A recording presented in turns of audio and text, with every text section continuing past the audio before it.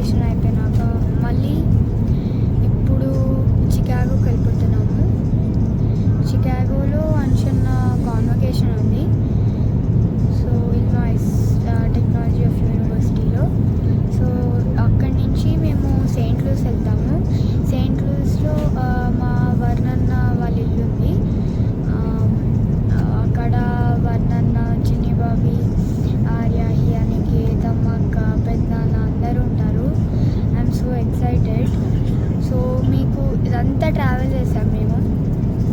Russia నుంచి వెళ్ళాము and mini mountains. ఇది గ్రీన్లాండ్ సీ అంట. గ్రీన్లాండ్ సీ నుంచి చాలా మౌంటైన్స్ ఉన్నాయి ఇక్కడ గ్రీన్లాండ్ సీ దగ్గర. సో అవన్నీ దాటేసాము మేము. ఇప్పుడు వచ్చేసాం, చికాగోకి దగ్గరలో ఉన్నాం మేము. ఇంకా 2 hours మాత్రమే ఉంది చికాగోకి వెళ్ళడానికి. I'm so excited to go and play with Aniket and Aaryahi and అన్షన్న ఇంకా హర్షన్న మమ్మల్ని పికప్ చేసుకోవడానికి ఓహారే ఇంటర్నేషనల్ ఎయిర్పోర్ట్ చికాగోకి వస్తారు. అక్కడి నుంచి మేము సెయింట్ లూయిస్కి వెళ్ళిపోతాం. అండ్ మధ్యలో మేము చాలా ప్లేసెస్ చూస్తాం అనుకుంటా. కార్లో వెళ్ళిపోతాం.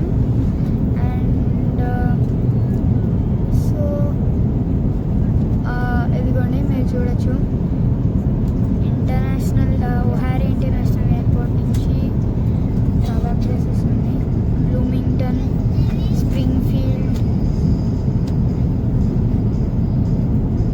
And Saint Louis, Edwardsville and ఇలా. ఒక్కసారి నేను మొత్తం ఓకే. సో మీకు జస్ట్ నార్మల్గా ఇప్పుడు మొత్తం వరల్డ్ అన్ని కంట్రీస్ చూపిస్తాను. సో ఇందాక చూపించాను కదా, ఇదే ఇండియా.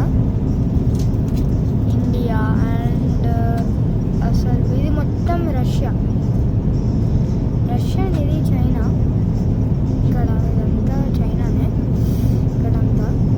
అండ్ చాంగ్కింగ్, బీజింగ్, ఇవన్నీ షాంఘాయ్, హాంకాంగ్ ఇవన్నీ ఉన్నాయి. ఇప్పుడు నాకు ఇష్టమైన కంట్రీ టోక్యో. ఇది టోక్యో మొత్తం అసలు చిన్న ఐలాండ్. అండ్ ఇది సౌత్ కొరియా, నార్త్ కొరియా ఇక్కడనే. అండ్ ఇదంతా రష్యా మొత్తం. అండ్ మౌంటైన్స్ ఉన్నాయి చూడండి ఇక్కడ. మళ్ళీ చికాగో.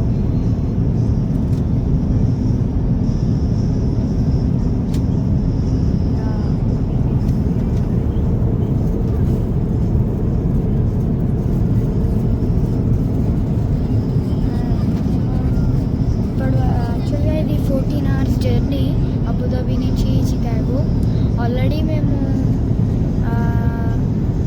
ఒక 12 hours ట్రావెల్ చేసాం. ఇంకా 2 hours ఉన్నాయి చికాగోకి వెళ్ళడానికి.